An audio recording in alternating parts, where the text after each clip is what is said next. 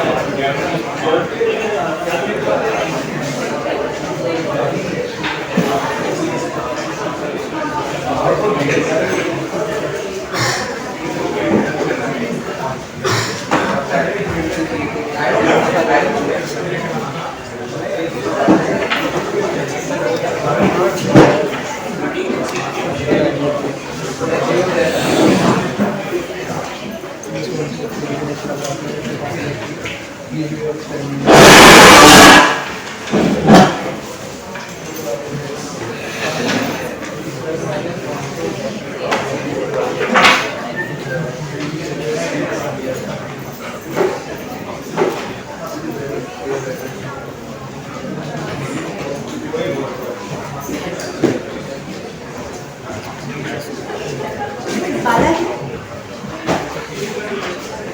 ये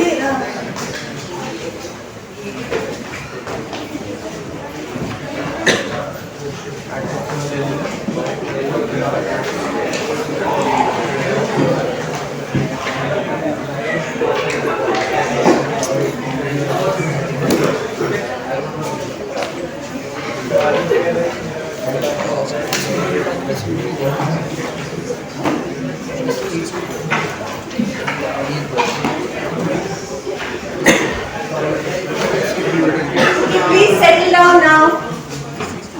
I'm sorry I got a bit held up today, but I see that some of you are even more delayed than me. Please come on time. It shouldn't take you so long to, I mean, even if you have a class before this, there is that 10-minute buffer. So please come on time.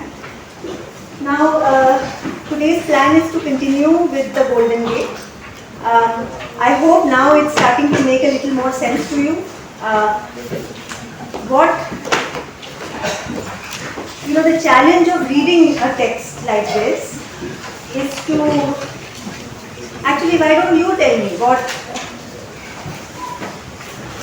what is your experience? What is challenging about it? What do you think is when you're reading it, the experience of reading it? What's it like? Is it harder than a regular novel, or is it does it read just as easily, just as smoothly? I know there are some difficult words, but that's easily dealt with. No, you can look up the meanings. So that's not what I'm talking about. But in terms of imagine contrast reading this with reading any regular kind of short story or novel. What's the difference? Do you feel a difference? You can read it at a faster pace, but you can also stop it when the process is. But when you are reading it, does it feel kind of awkward and jerky, or does it flow smoothly? For me, it goes. So in a regular novel, there are complete sentences, right? In this, there is no complete sentence. Like in between the two lines, if there are two lines, in between there is a gap. So for the last word of the line, for the first line and the first word of the second line are often interconnected. Which, if I read it again only, then I can interpret these are two connected words. Or else, if they are different, so they make a different kind of, I would say, connectedly they make a sense, and when they are read individual words, they don't make any sense.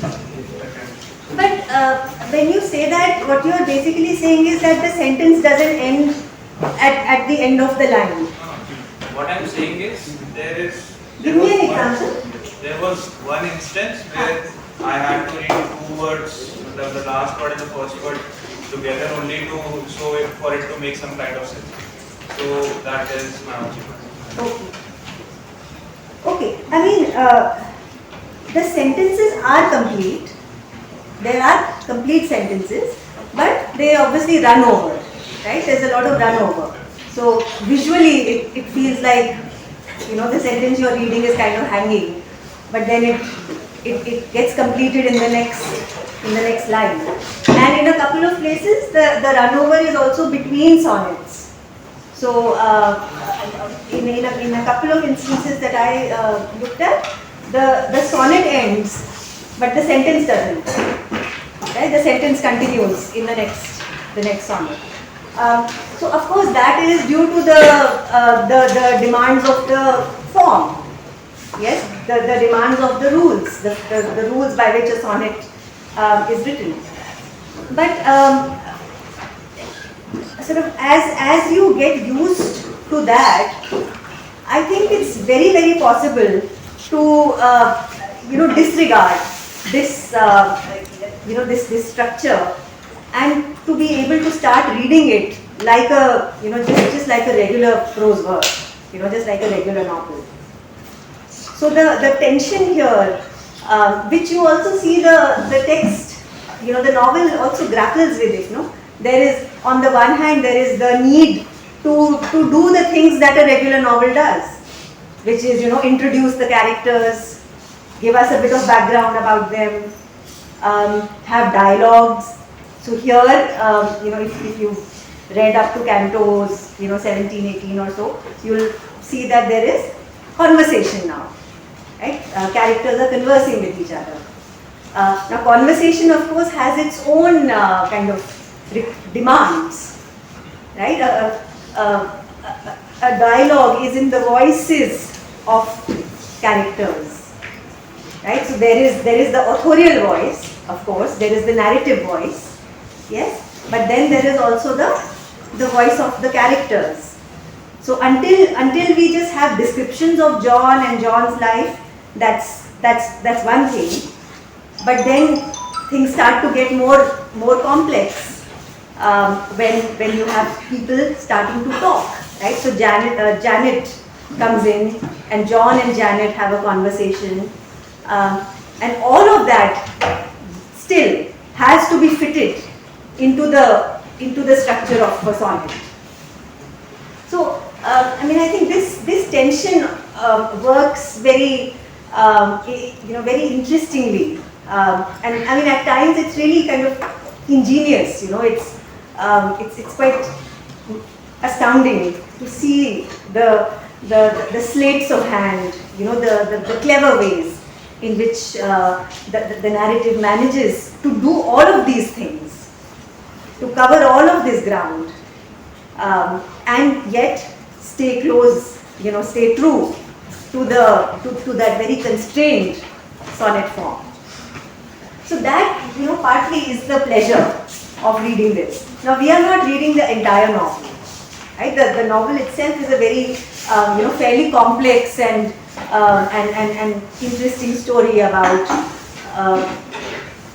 big city life, modern relationships, how they form, how they break down, yes. But we are, of course, not going to be doing that. What we are more interested in, rather than how the story develops, we are going to be looking at how it is constructed. Yes, keeping all of these different constraints in mind. Yes, having to write a good story, with everything that a good story must have. A plot, interesting characters, interesting conversations, and at the same time to make it look and sound like a poem. All right, now it's past 5:15. Nobody will be allowed to enter class after this time. So can you please not let anyone enter? And from the next time, after 5:10, you are not allowed entry. Okay? So let's continue. Anything you want to clarify from what we've already read from the last time? Difficult words, like I said, don't worry about. Excuse me, please. You can't enter class.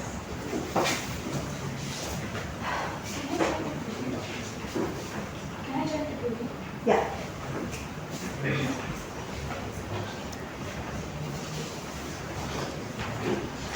Where have we stopped?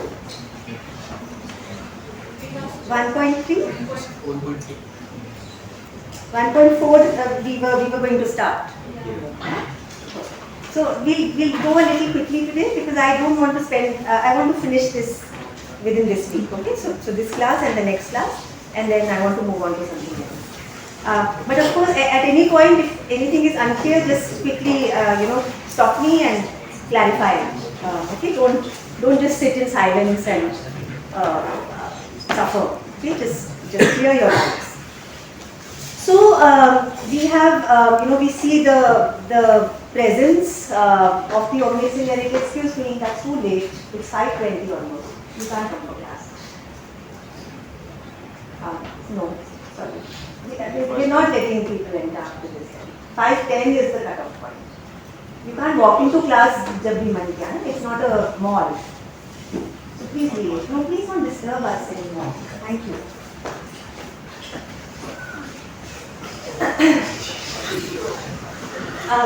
Guys, excuse me. Please don't come so late. You can't attend today's class. No, you have to go.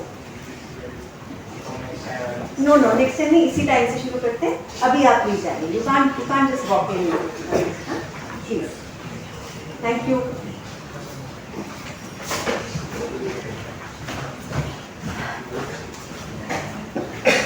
So there is the omniscient narrator. We talked about the omniscient narrator last time.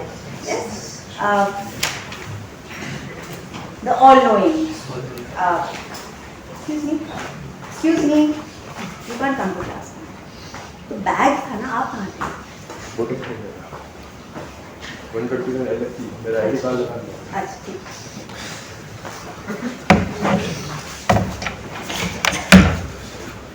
Okay, let's all focus. This is very distracting. So what do we expect from a novel when we open it? Usually, the reader is given some pointers, some background information. Now, of course, there are also novels that are like jigsaw puzzles, where very little background information is given, and they are very, very difficult, very, very challenging to read. But in general, a standard novel, a standard realist novel, is kind of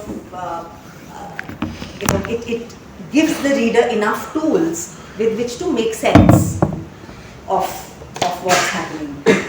Sometimes a conversation may happen which you don't fully understand at the instant that it happens, but shortly afterwards information is given to help us put it in context, right? So this is one of the primary requirements of a narrative. And here we find that requirement being met very kind of competently by this description of John. This is 1.4, John's physical description, and also a description of John's personality, the kind of person he is. Grey-eyed, blonde hair, aristocratic in height, impatience, views and face. What does that imply? Aristocratic in height, impatience, views and face.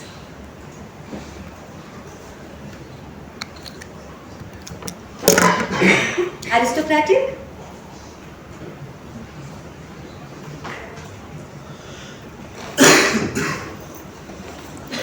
Does he come across like a regular middle class guy? Tall, impatient and concentrated. So yes, these are the traits associated with the aristocracy. Now John, I don't think he does not belong to the aristocracy, as far as we can tell. But his demeanor is that of a polished upper class person, right? He's quite quick to anger. He gets impatient quite easily. His views are quite conservative. And I mean, we know that the upper classes in general they tend to have politically rather conservative views, or rather sort of the status quo, right? They are comfortable with things as they are, because the way things are has suited them well, right? Rebellion usually comes from the lower classes, the working classes. Yes, because these are the people who want change. These are the people who need change. So it's only when your life is not comfortable that you will protest. But if everything in your life is great, you've acquired, generations of privilege. You're born in an upper caste family. You're wealthy, you have access to the best education, the best resources, all of that. What do you have to, what is there to protest about? Right? So John is somebody who he's sort of he belongs or has that kind of personality of someone who is comfortable in his circumstances and does not feel any need to change them. Right? So a conservative. Discriminating though dogmatic, he tends to have rather strong views. He can be quite sort of preachy and stubborn. Sometimes, and yet tender beneath a carapace. A carapace is like a shell, like a hard outer cover. So John is, he comes across, his exterior comes across as more tough than his inner self. He can actually be quite sweet inside. Of well-groomed tastes and tasteful grooming, John, through his corporate stock, is booming. For all his mohair, serge, and tweed, senses his life has run to seed. Yes, so look at the movement in this verse, these 4 lines. Everything is wonderful in his life. Yes, he has well-groomed tastes, tasteful grooming. That he is somebody who has shaped himself. He has made himself, created himself as a polished upper class man. His corporate stock is booming. He's very wealthy. He's doing very well at his work. For all his mohair, serge, and tweed, all the expensive suits and blazers and jackets that he has, yet senses his life has run to seed. Yes, so that kind of anticlimax in the 4th line, right? Everything is wonderful, growing, blossoming, blooming, but his own inner life has declined, right? Something is missing. Something essential that should be there is not there, and John is aware of that lack. Though on the surface, on the face of it, he seems to have everything that one could possibly want. A passionate man with equal parts of irritability and charm. So this irritability is a constant feature of John's personality. We'll have occasion to see it, in future as well. So he has equal parts of irritability as well as charm. He can be charming when he wants. Without as such intending harm, his flaring temper singed the hearts of several women in the days before his chaste, ambitious phase. Yes, so there was a time when he was younger, when he was not so focused on his work. He got into several relationships, but because of the fact that he can be quite selfish and quite irritable as well. He's short-tempered. He has also ended. He has also a lot of his earlier relationships have come to an end because of this character trait. So there is this very close, minute description of John, but does he come across as a likable guy? I mean, does he seem like someone nice, or do you feel that he's kind of problematic? Neither. Neither, like he has flaws, but he doesn't seem to be aware of it, or he doesn't see it as a flaw. So he himself is not aware of the flaws, right? Did you want to say something? So there is this, what the reader is really getting with a lot of clarity is that there is this outer image of John, the image that is presented to the world, which is that of a handsome, successful, wealthy young man, right? But there is also this inner self, which is more kind of, it's troubled. He's not someone who is able to make friends or at least hold on to friends easily. He's sort of caught up by the imperatives of his day-to-day life. Right? He's just caught up in his work, and I mean, I think this is not a story that would be unusual to a lot of you. I mean, careers, a lot of well-paying careers, the coveted careers that that a lot of us would like to get into, can be extremely demanding.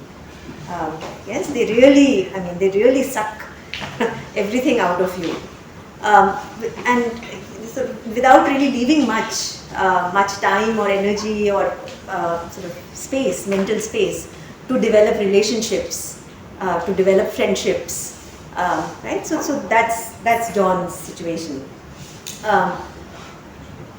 So recently, of course, he has been in this chaste, ambitious phase, right? He's working so hard that he has no time to get into relationships. So he has been, sexually chaste, not in any relationship. Now 1.5 kind of comes in to do the other side of, fulfill the other role that narrative must play. It has introduced us to this character, it has given us some background, but what it also needs to do is set the mood. Yes, and poetry especially is about mood. Yes, poems are rarely about events and incidents. Poems are about moods and feelings. Right? So here we find we find this narrative trying to do a little bit of both. Right? So we have this kind of meditative sort of passage, right, which is basically talking about the setting, right, the time of day. Now the things to note here are late September. Yes, so it's kind of autumn moving towards winter. Yes, the pre-winter bloom. The time of day is evening. Yes, it's sunset. Look at the last 2-3 lines. The birds fly westward toward the sunset, and the arc of darkness drifts across the park. Yes, so this is, in a way, there's a correspondence being set up, right, between John's inner self and his outer kind of the setting he is in, and again, our moods can be governed very strongly by external circumstances, as I'm sure you've discovered. A wet, gloomy morning makes you feel gloomy. A bright, cheerful day does sort of lift your spirits. Right? So here there is this coming together, this correspondence between John's inner thoughts, his kind of somber thoughts, and it's almost as if the outside is reflecting John's inner gloom. Right? There's a connection between the private, personal self and the external world outside, the world of nature. It's Friday night. Now that again, there's a lot of pressure on people. I don't know if that's true here, but certainly, across the world, weekend nights, Friday nights, Saturday nights, there's a lot of, they are meant for partying, they are meant for going out with friends, going to clubs, going to restaurants. And these are also times when people who may not have that kind of company tend to feel extremely isolated.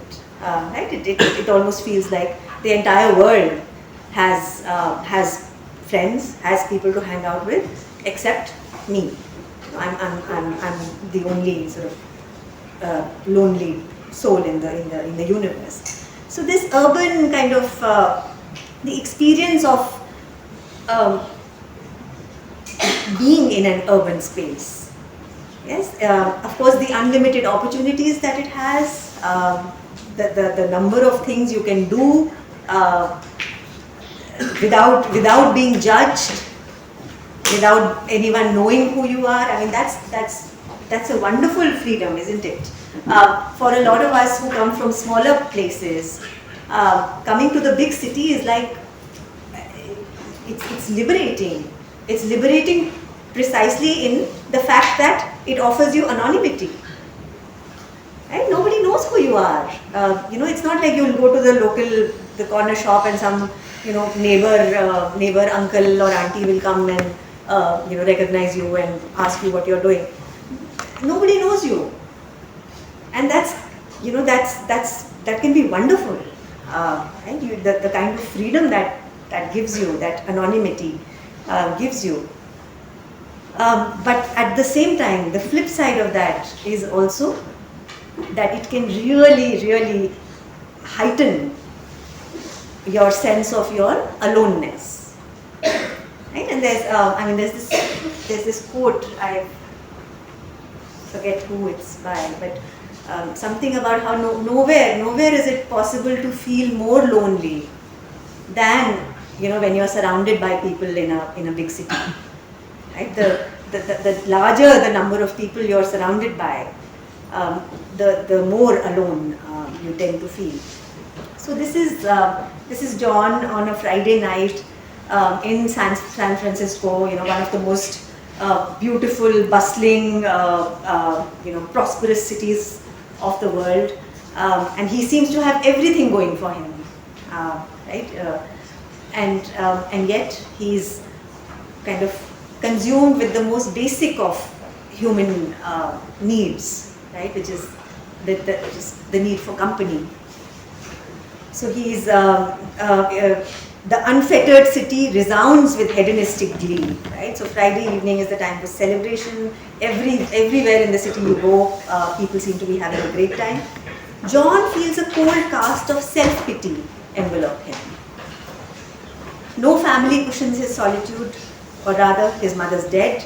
His English father, retired in his native Kent, rarely responds to letters sent, if rarely, by his transatlantic offspring. So John has no family, or hardly any. Look at the repetition of the word rarely. The father rarely responds to the letters sent, and even the letters that John sends are just as rare. Right? So this kind of the repetition of this word rare only serves to accentuate, heighten the distance between John and his family. Right? The lack of any regular communication from both sides. Yes, this kind of apathy that has set in on both sides. Right? Neither party has any great kind of desire to stay in touch, communicate with the other. A linkless node, no spouse or sibling. Yes, so he really kind of that experience of the atomized self, right? You're simply sort of a free floating atom, right? You're not connected. You're not connected to anything, to anybody. A linkless node, no spouse, no sibling, no children. John wanders alone into an ice cream parlor. Now that's really the worst of places to go to cheer yourself up if you're alone, because an ice cream parlor is about family, no? It's about friends. It's about people coming together to have a good time. And so, as one would expect, John's experience there is very unhappy. So everywhere he looks around him, nibbling the edges of a sugar cone by turns, a pair of high school lovers stand giggling. John, uncharmed, discovers his favorite flavor. So John is not interested in looking at those, couples uchi-going in the ice cream parlor. He finds what his favorite flavors are: pumpkin pie and bubble gum, which is kind of sort of surprising for someone like John. You don't these are sort of kiddish flavors, right? Pumpkin pie and bubblegum, those are the ones he likes. So he decides to buy a double scoop, sits down, but whether his eyes fall on a knot of 3 schoolgirls, a clamorous family, or munching cheerfully together, a hippie and a Castro clone, it hurts that only he is alone. Right? So, surrounded sort of all over, all around by people who are together. Right? Whether it's families, whether it's friends, whether it's lovers, and it seems to him that he's the only one who is there alone. He goes home seeking consolation among old Beatles and Pink Floyd. These are pop rock groups. Have you heard of them? Do you listen to them? Do you listen to them? That's great. Okay, so this stanza is a kind of it refers to a lot of their music, right? A lot of their popular songs. Girl elicits mere frustration. Money leaves him more annoyed. Money is Pink Floyd now, the dark side of the moon. Alas, he hungers less for money than for a fleeting taste of honey. Taste of Honey is a song by the Beatles. Murmuring, money, it's a gas. The lunatic is on the grass. That's another song by Pink Floyd. He pours himself a beer. Desires and reminiscences intrude upon his unpropitious mood until he feels that he requires a one-way ticket to ride and soon across the dark side of the moon. Yeah, so this is sort of just some clever tukbandi from the songs, the titles of various songs. Yes, so he's alone. He's sitting at home. He's thinking about his past. He's thinking about sort of past relationships, his current situation, and trying to make himself feel better. He thinks back to his days at college, to Phil, to Berkeley friends, to nights when the pursuit of grades and knowledge foundered in beery jokes and fights. Yes, so the experience of college, where on the one hand there was this crazy kind of mad, competitive, work that one put in, right? The pursuits of grades and knowledge. Look at what comes first, huh? It's not knowledge and grades. It's grades and knowledge. Just like with you people. It's not about what you're learning or how much you're learning. It's about what grade you're getting. Right? So there too, no different in Berkeley, right? The pursuit of grades and knowledge, foundered in beery jokes and fights. Yes, so often this pursuit of grades and knowledge would be interrupted by just having a good time, right? Going out, partying, getting drunk. Latin quotation, alas, the fleeting years go by. So that very kind of stereotypical sort of idea, time flies, time has passed, how quickly time has passed.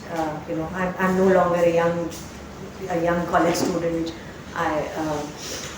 Silicon Valley lures to ambition's ulcer alley. You should see this as a kind of warning. A lot of you are probably, hoping to go to Silicon Valley and have the kind of life someone like John does. But here, this is also an ulcer alley, right? It's a way of life that can only create stress and tension and young graduates with siren screams of power and wealth beyond their dreams ejects the lax and drives the driven, burning their candles at both ends. Yeah. So these siren screams. So it's from the Odyssey. There's a section there where Odysseus, who's returning home after the Trojan War, he's he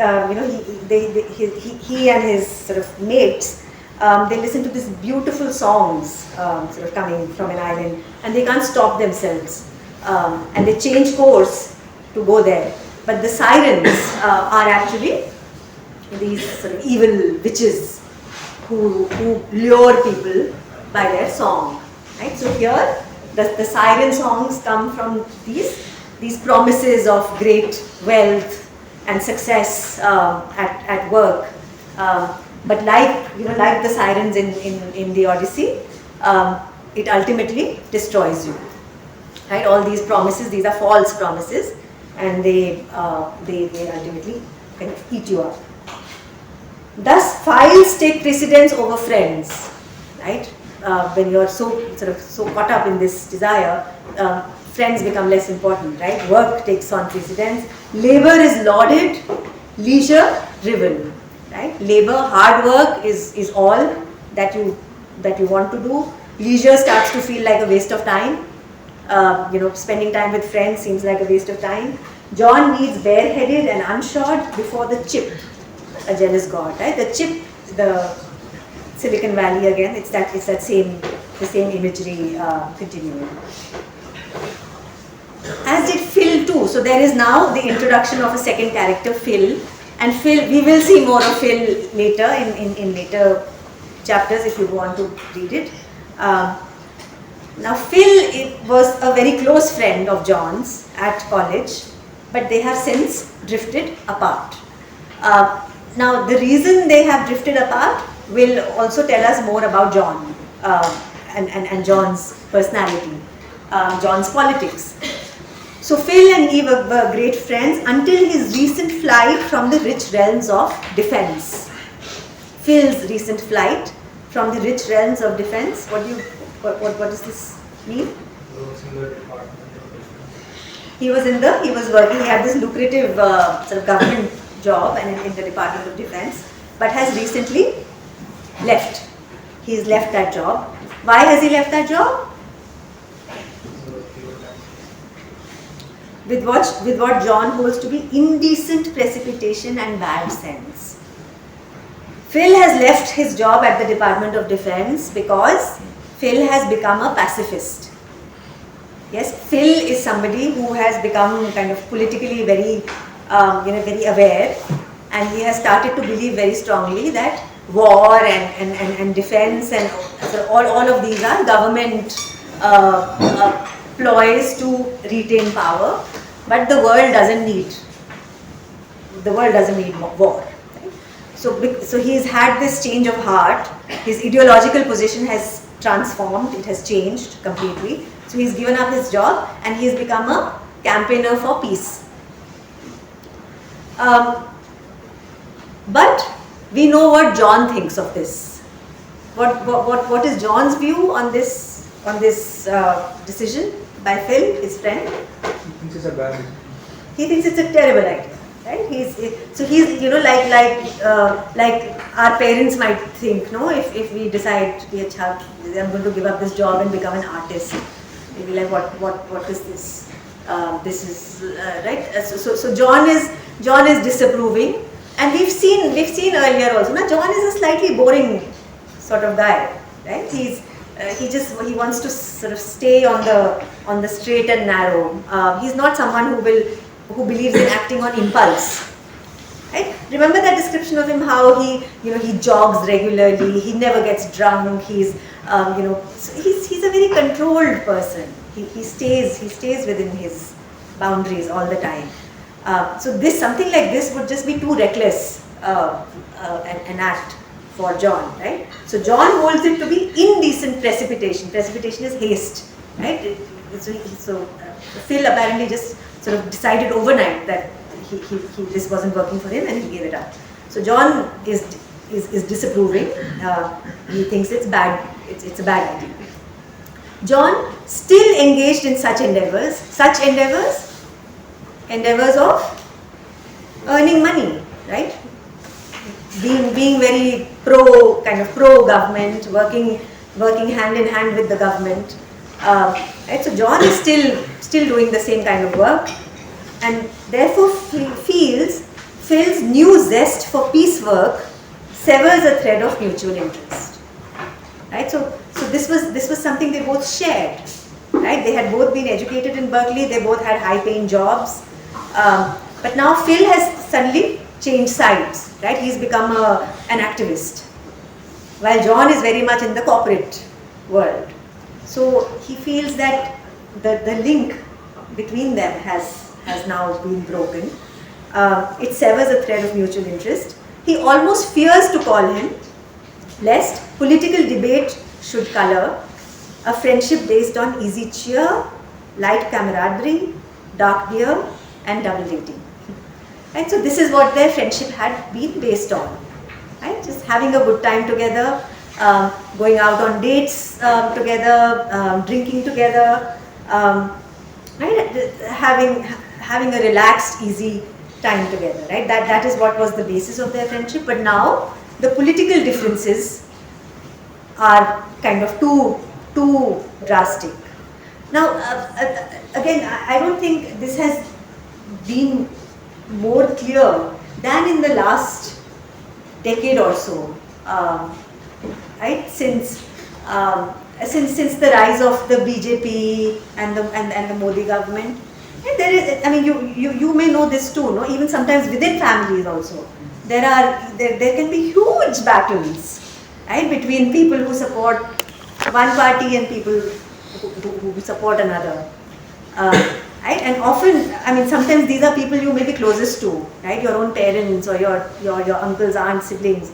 And there can be protracted sort of arguments and sometimes very, very fierce ones.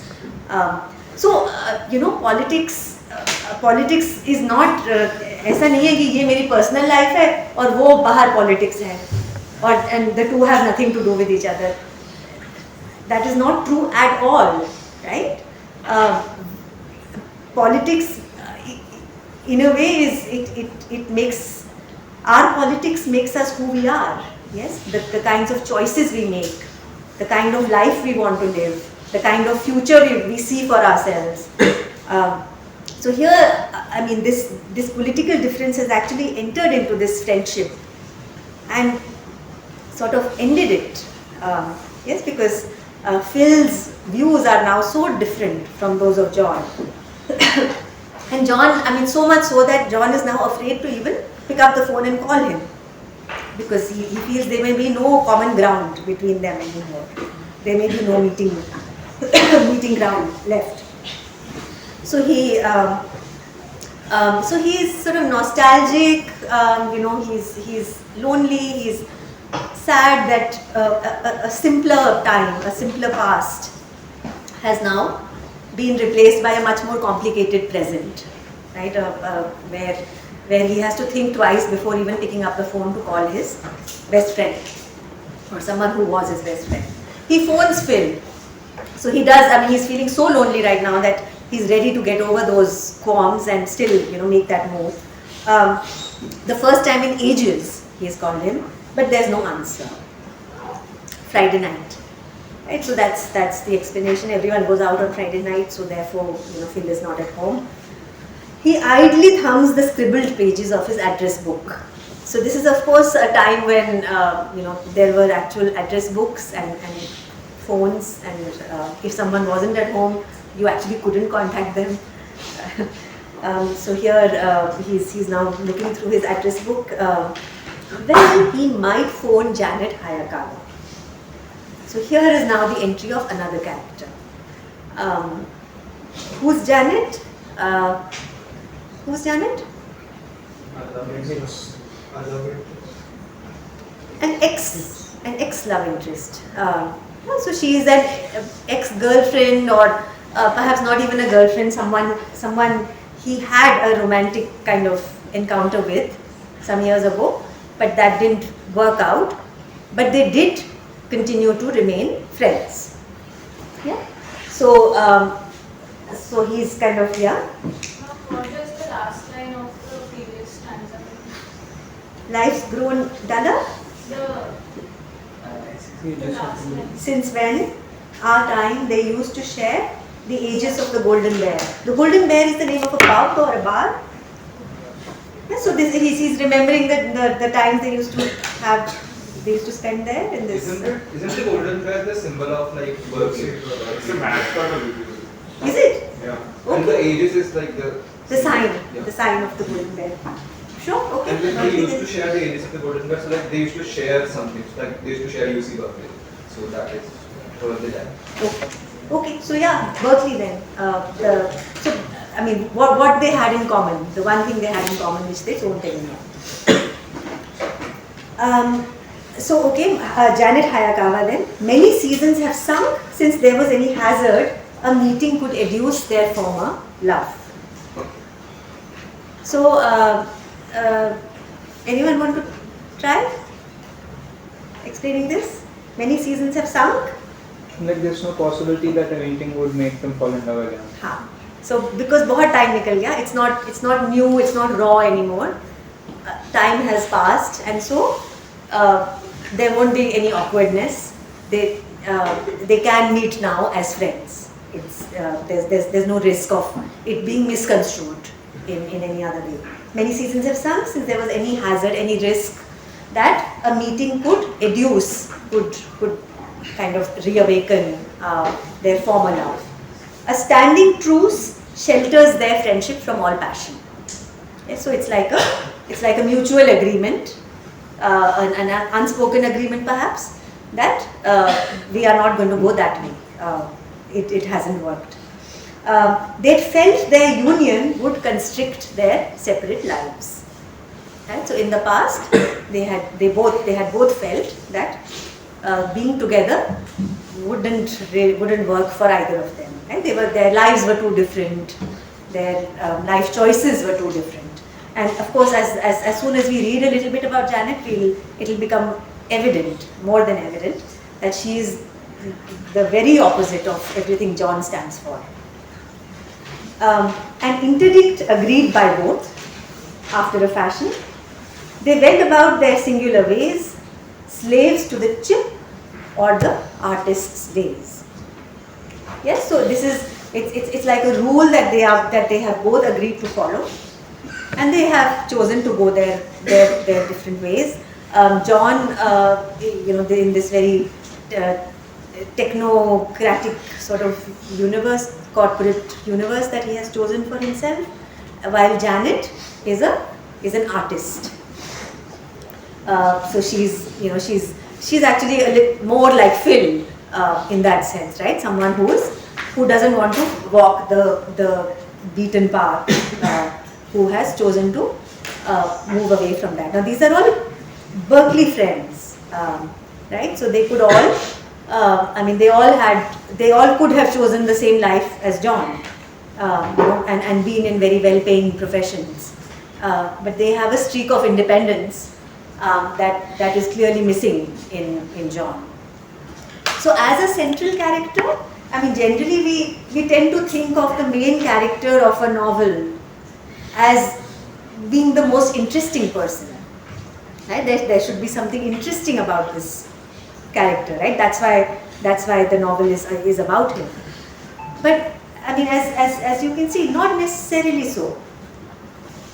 Sometimes the central character is someone around whom an interaction can be created.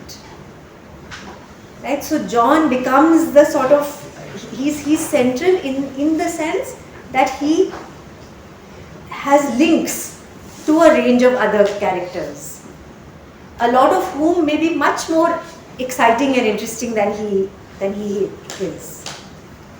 Right? So it's the structure of the novel again, right? Why choose John? Why open the novel with John?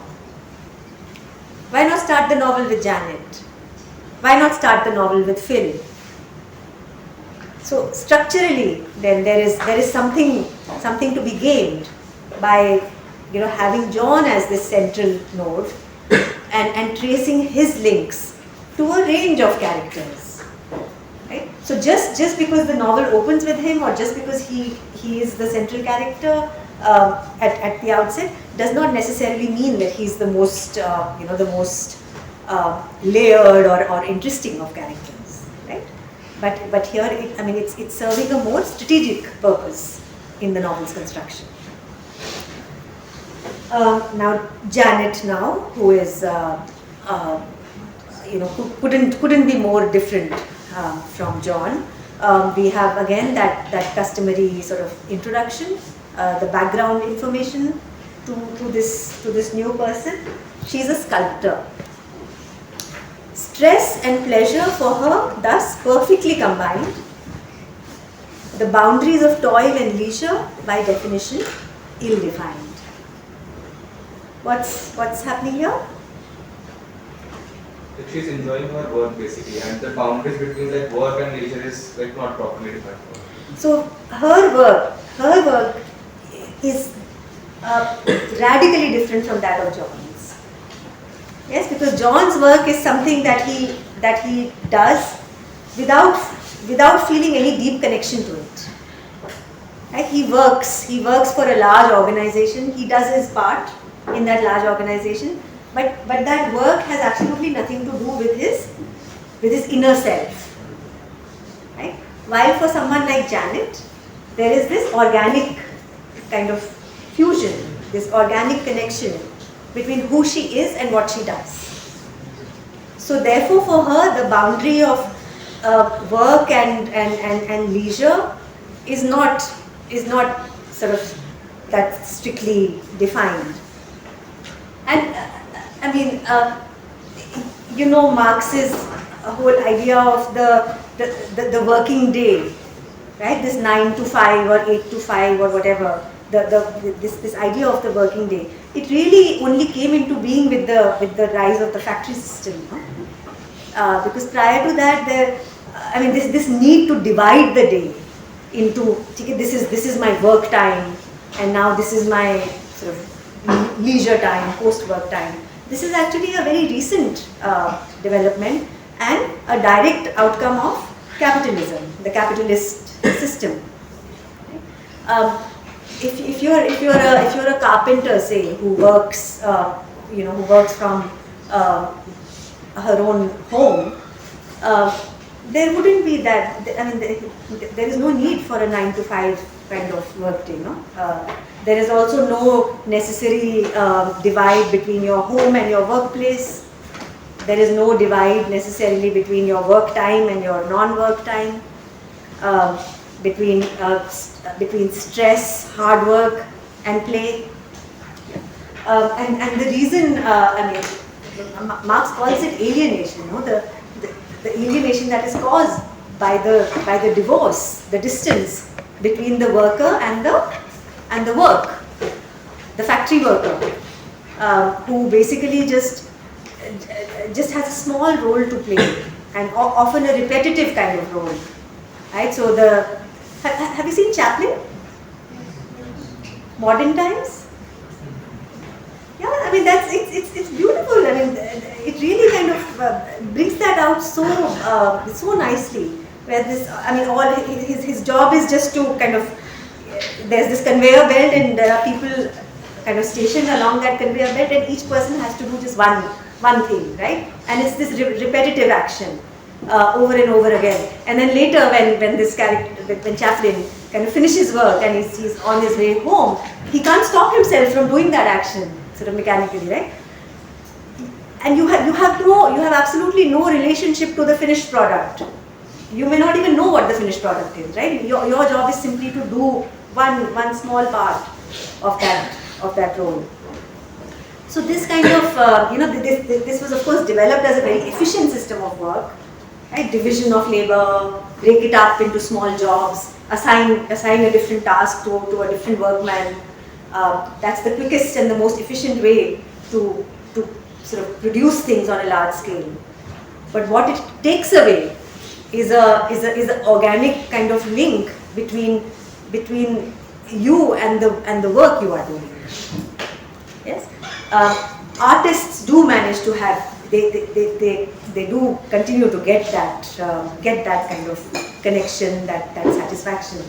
And so for someone like Janet, she has chosen this work. Stress and pleasure are for her perfectly combined. The boundaries of toil and leisure, by definition, ill-defined. Right? That is the definition of art that the boundaries of work and play are not clear. Right? Where work ends and play begins, or play ends and work begins, that's not clear. Her work time doubles as her play time, but hand and eye deployed in daytime yield when night comes to ear and hand. So a slightly kind of clumsy sort of composition, but she has these two jobs, right? These two sort of professions. She's a sculptor during the day, but at night she's a drummer in a band. So and clearly a very cool young woman who has chosen these very offbeat sort of career choices. Yeah. Why is there a body composition for it? I don't know. Ear and hand and eye. Does it? It's only because of the author wanted to like follow the rhyming scheme. Oh, yes. And like, so which is why he switched the order. True, of course, yes. But yeah, I mean, to me, it seemed a little kind of forced. So she is the drummer in a band, well known and feared throughout the city. The striking sounds of liquid sheep rouse distant suburbs from their sleep. Unlinked alike to tune or ditty, their music is a throttled yell, Morse crossed with a pig's squeal for help.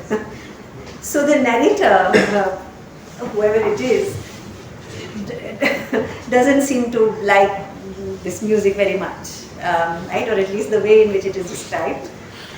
It's not very appealing. So seems like some kind of hard rock or heavy metal kind of very new age sort of music. The paradox is that Janet is much more kind of fated. She is much more popular and liked and admired for the drumming, than the work she really works hard for, which is her sculpture.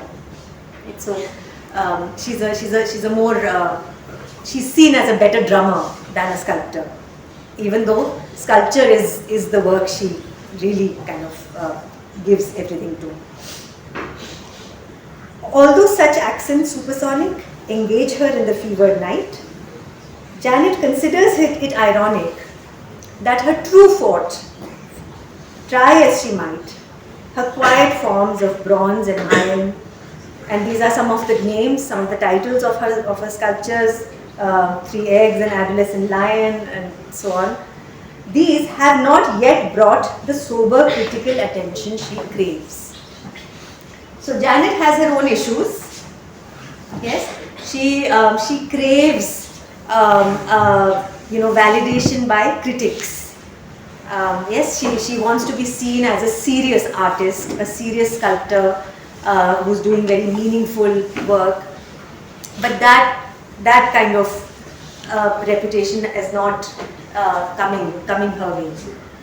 Right? So her and she believes it to be her true calling. She works extremely hard at it, but she's not getting the recognition she thinks she deserves. They have not yet brought the sober critical attention she craves. The critic's common nose sniffs magisterially at her shows. Right? So the critics kind of sniff in this very dismissive sort of way. Right? It's not good enough, according to them. And as for divine intervention, in Schiller's phrase, the very gods strive fruitlessly against such clods. Yes, so the very gods, even the gods can't persuade these critics to see the merit, to see the worth of Janet's sculptures. Clods. What are clods? Who or what is a clod? The very gods strive fruitlessly against such clods.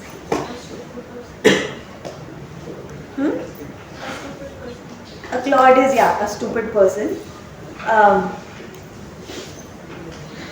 So who's calling them clods?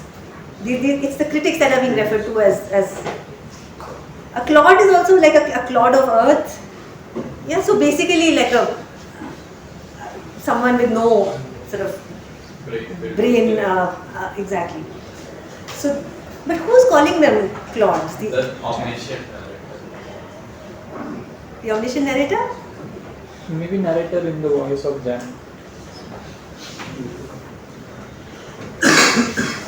Anyone? Who do you think it is who believes that these critics are idiots? It's much more likely to be Janet, no? Janet is the one who's struggling. Janet is the one who's kind of frustrated and disappointed that she's not getting the attention she deserves, and the critics are idiots because they are unable to recognize the worth of her work. How are we doing for time? Okay. Let's do a couple more and before we wind up. Blind mouths, they spew their condescension. So here we have some direct quotes from the reviews by critics, yes? And you can see how how condescending they are, right? How they refuse to take Janet's work seriously. Miss Hayakawa, it appears, lacks serious sculptural intention. Where has she been these 30 years? Are Moore's and Calder's use of medium unknown to her? The languid tedium of lines too fluid to show pains reflect this artist's dated chains.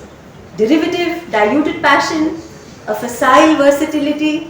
Right? So this is, I mean, really how critics write, right? In this very arrogant sort of tone, this judgmental sort of voice, totally dismissing her work. With smooth and blinkered savagery, servile and suave, obsessed by fashion, these chicken-hearted chicken shits jerk off their weak and venomous wits. Yeah? So you can see a lot of anger, a lot of bitterness against these critics, right? And it doesn't seem to make sense that the narrator would be feeling that level of anger, right? So even though this is the narrator talking, the vocabulary by the sheer anger that is kind of being displayed here is likely to be that of Janet's, right?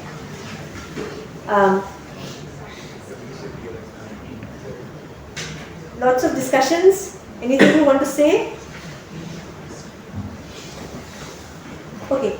Though savaged by this vain unkindness which she tries not to take to heart, she too displays unwitting blindness, plunging her spirit into art. Only her cats provide distraction, right? So Janet is also stubborn. In her own way, she's stubborn. She's not listening to any of this criticism. Perhaps she should. Right? Maybe there is something true in that criticism, but she's not interested in listening. So she works harder and harder at her sculptures. The only thing that gives her some respite is her cats, her pet cats. Twin paradigms of lazy action, right? So a longish description of the cats that Janet loves. That's her whole life. But they themselves are just kind of utterly spoiled, utterly lazy, don't do anything. Twin paradigms of lazy action. A short walk from Café Trieste, the three live in an eagle's nest. An eagle's nest?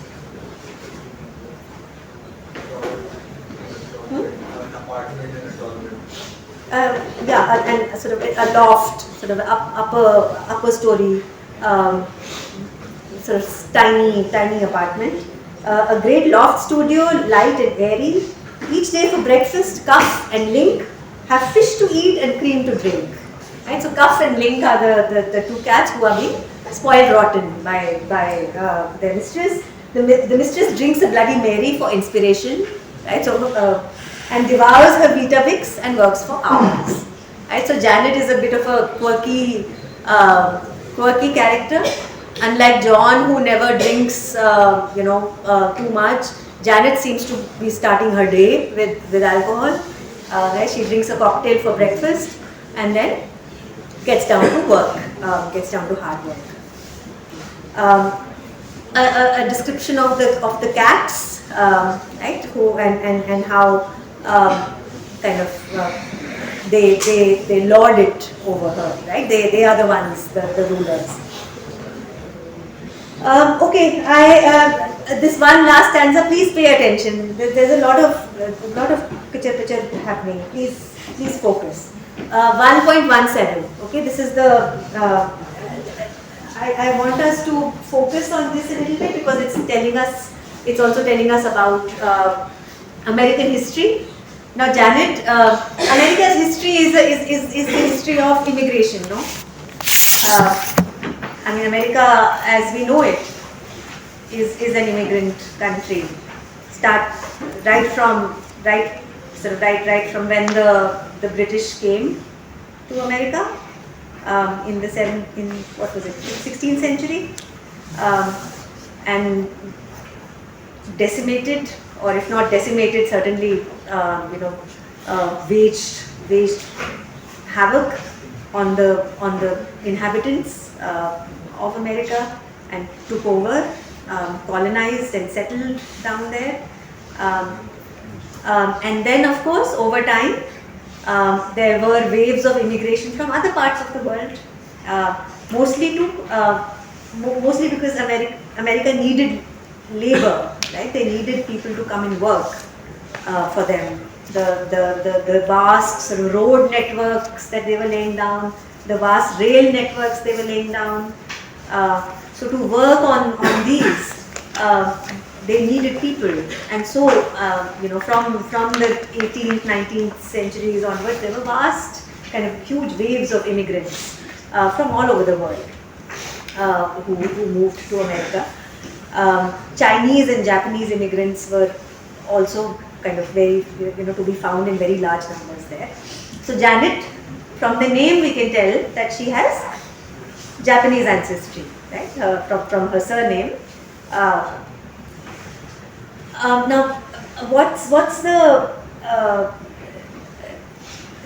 sort of history of America with Japan during the World War? So, just kind of speak up clearly. On two opposite sides of the war. Japan did attack on Pearl Harbor first, then America dropped two bombs against Japan.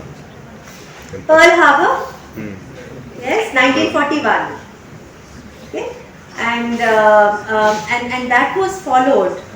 So this Japanese attack on an American territory, in which I think more than 2,000 soldiers died. American soldiers died. So how did the Americans retaliate? At that time, there were large numbers of Japanese immigrants living and working in America. Right? A lot of them were American citizens. They had become American citizens by then. Yes? But there was this very strong kind of anti-Japanese sentiment after the attack on Pearl Harbor, and they basically said we cannot trust the Japanese, even though they have been Americans. I mean, they've been living in America and working here. These are ordinary, regular people, but we cannot trust them because of their Japanese origins. So they were all kind of rounded up and put into camps, where so they were basically locked up, taken away from their homes, taken away from their cities, and kept in these large camps, from which they were released only after the war. Yeah, so that's sort of this very difficult and difficult time in Japanese history, right? From 1942 to 45, when they basically, for no fault of theirs, right? Simply because they happen to be of Japanese origin. So, so there is a reference to that here. Through Cuff's exploratory predations, knobs and electric blankets, no untimely death. Yes, so Cuff is a troublemaker, goes and destroys all kinds of electrical appliances and so on. Link's sharp striations scored the old desk. Link's paws, her nails, his nails have destroyed or marked an old desk that years ago was left by Jan's grandparents, Issei, to her own parents, self-made Nisei. So Issei and Nisei are Japanese terms for migrants, right? First generation migrants, which Jan's grandparents would have been, first generation migrants to America, and then Nisei are second generation migrants, so Jan's parents, who would have been born in America and kind of made a life for themselves.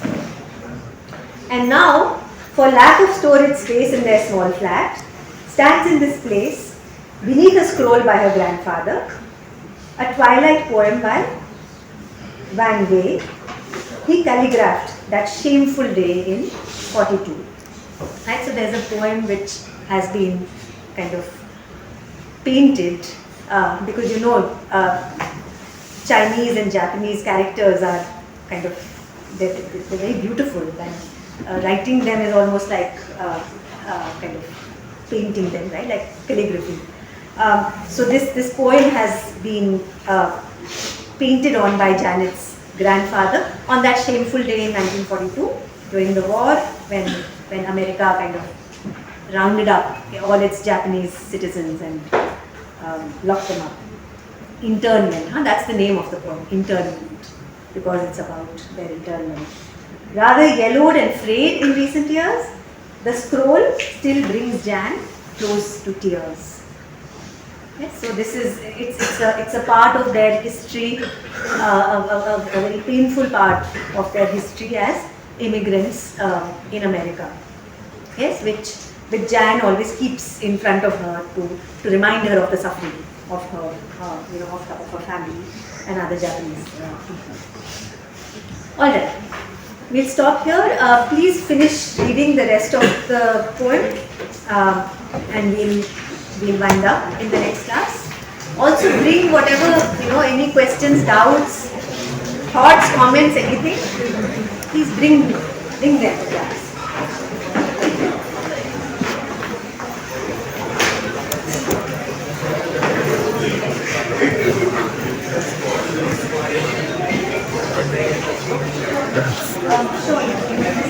Sir attendance देखो the attendance देखो क्योंकि पीछे दिक्कत होती है पीछे बहुत news होता है 20 लोग खड़े हो जाते हैं आवाज़ आती है देखते सही रहेगा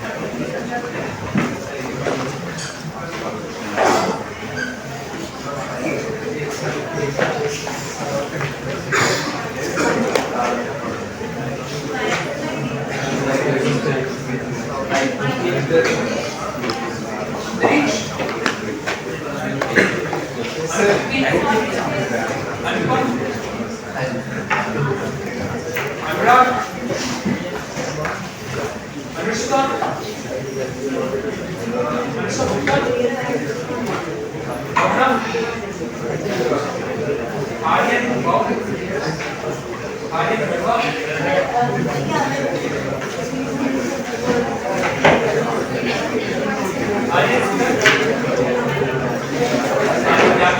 you Actually,